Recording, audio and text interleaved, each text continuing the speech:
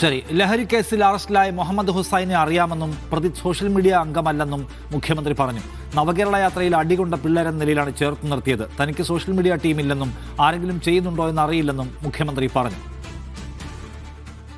അവിടുത്തെ പാർട്ടിക്കാർക്കോ പബ്ലിക്കിനോ ഇതൊന്നും അറിയില്ലല്ലോ ഇദ്ദേഹത്തിന് ഇങ്ങനത്തെ ഒരു സംഭവം ഉണ്ടെന്ന്. ഇപ്പോൾ അറസ്റ്റ് ചെയ്യപ്പെട്ടപ്പോഴാണ് നമ്മൾ അറിയുന്നത്. അറസ്റ്റ് ചെയ്തപ്പോഴാണ് നമ്മൾ അറിയുന്നത്, അല്ലാതെ ആർക്കും അത് അറിയില്ല. അതേ എൻ്റെ സോഷ്യൽ മീഡിയ ടീമിലൊന്നുമില്ല. എനിക്ക് പ്രതിപക്ഷ നേതാവായിരിക്കുമ്പോഴും സോഷ്യൽ മീഡിയ ടീമില്ല, ഇപ്പോഴും സോഷ്യൽ മീഡിയ ടീമില്ല. ഞാനൊരു കോർഡിനേറ്ററെ ഒന്നും ഒരു സ്ഥലത്തും വെച്ചിട്ടില്ല. അതൊക്കെ ഓരോരുത്തർ ഓരോ ഇതിൻ്റെ അംഗമായിട്ട് ചേരുന്നതിന് ഇപ്പം നമുക്ക് എന്ത് ചെയ്യാൻ പറ്റും? ശരി, വിജിൻ വായന്തോട് കൂടുതൽ വിവരങ്ങളുമായി. വിജിൻ, ഈ കേസിൽ ഒരു തൃപ്തികരമായ വിശദീകരണം CM തന്നോ?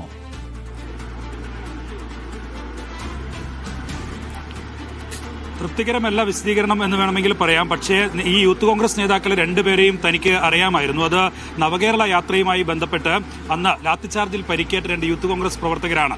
അതുകൊണ്ട് തന്നെ അക്കാര്യത്തിൽ അക്രമത്തിൽ, പോലീസ് അക്രമത്തിൽ പരിക്കേറ്റ ആളുകൾ എന്നുള്ള വാത്സല്യം തനിക്കുണ്ടായിരുന്നു.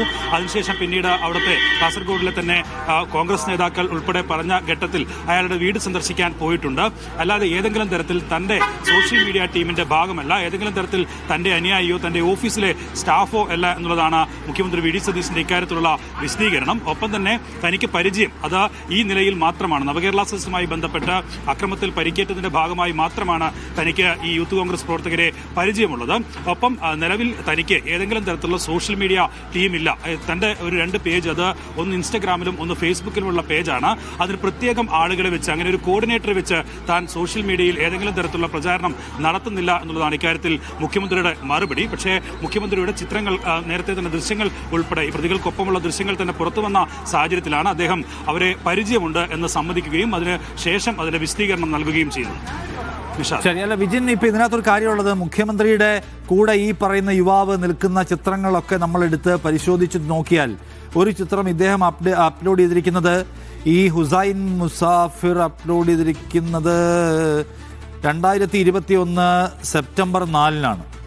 2021 സെപ്റ്റംബർ 4 മുതൽ തന്നെ VDS എന്നൊക്കെ പേരിൽ അവർ ഒരുമിച്ചിരിക്കുന്ന പടങ്ങൾ കാണാൻ പറ്റുന്നു. പക്ഷേ VDS പറയുന്നത്, CM പറയുന്നത് 2023 നവകേരള സദസ്സുമായി ബന്ധപ്പെട്ട പ്രശ്നത്തിലാണ് പരിചയപ്പെടുന്നതെന്നാണ്. അതിൽ തന്നെ മൊത്തത്തിലൊരു പൊരുത്തക്കേടെന്ന് തോന്നുന്നു.